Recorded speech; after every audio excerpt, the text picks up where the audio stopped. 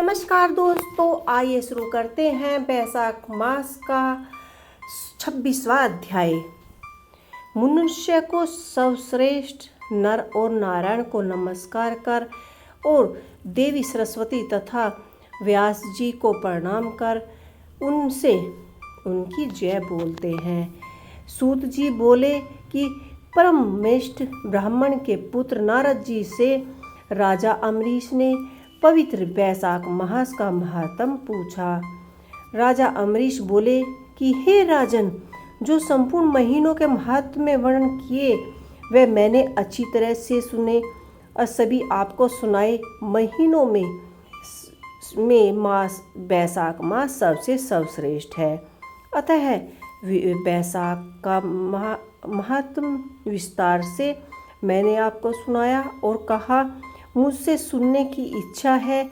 यह मास श्री हरि विष्णु भगवान को अति प्यारा क्यों है और इसमें कौन कौन से धर्म कार्य उन्हें क्यों अधिक प्रिय हैं, क्या दान करना चाहिए, उसका क्या फल होता है, ये सब कार्य किस देवता को प्रसन्न करने के लिए करने चाहिए, इसी मास में करने से योग काम क्यों है, कौन से कार्य विष्णु भगवान को प्रिय हैं, इसमें क्या दान किस के लिए किया जाता है, उसका क्या फल का क्या उद्देश्य होता है, इस मास में किन किन वस्तुओं से भगवत पूजन करना चाहिए कि हे नारद, यह सब मुझे विस्तार से सुनाइए और मैं इसे श्रद्धा से सुनूंगा।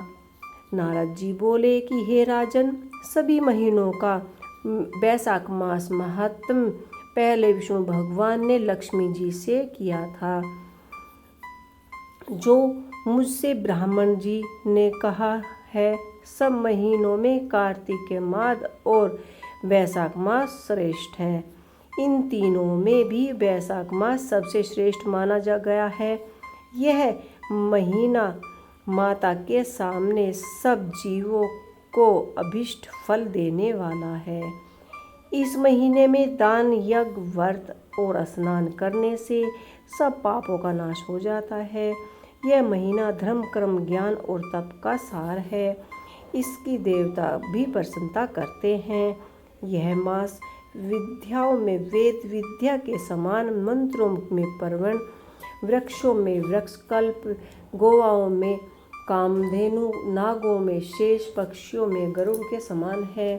देवताओं में विष्णु वर्णन में ब्राह्मण प्रिय, वस्तुओं में प्राण और मित्रों में भयित के समान है। नदियों में गरुड़ के समान और तेजस्वी में सूर्य, शास्त्रों के चक्र, धातुओं में श्रवण, वैष्णुओं में शिवजी के समान, रत्नों में कौस्तुभ मणि, तुला धर्म के लिए उस सब में उत्तम मास है।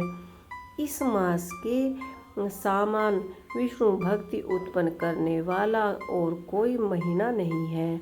मेष की संक्रांति वैशाख मास में सूर्य उदय से पहले जो मनुष्य स्नान करता है, उससे विष्णु भगवान लक्ष्मी जी सहित अत्यंत प्रसन्न होते हैं। जैसे अन्न से सब प्राणी प्रसन्न होते हैं, वैसे ही वैशाख स्नान में निसंदेह विष्णु भगवान प्रसन्न होते हैं।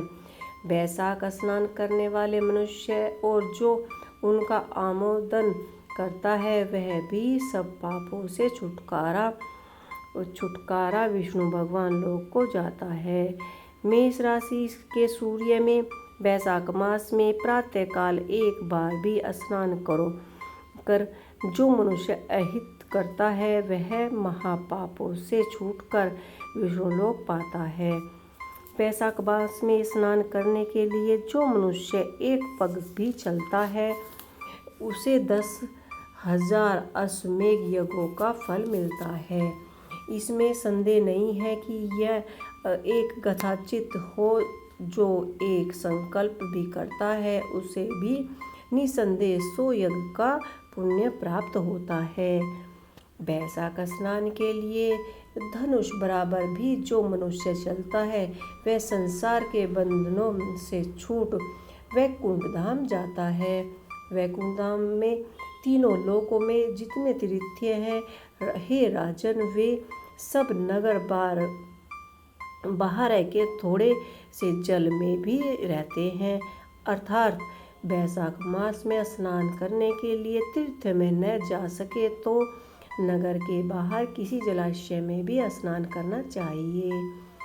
यह यम की आज्ञा से शास्त्रों में लिखे पाप उसी समय तक गरजते हैं जब तक मनुष्य बैसाख मास नहीं करता।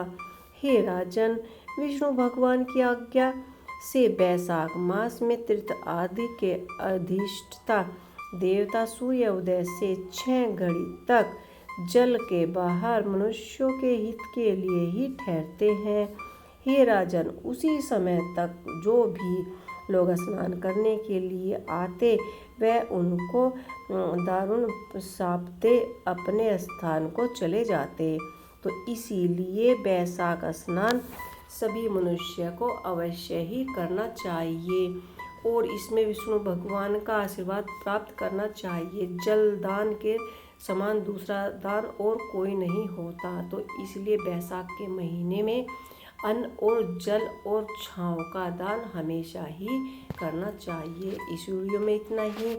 आपको हमारा ये वीडियो कैसा लगा आप हमें ज़रूर बताइए और हमारे चैनल को शेयर और सब्सक्राइब कीजिए। अब हम आपको मिलते हैं बैसाख मास के 27वें अध्याय में।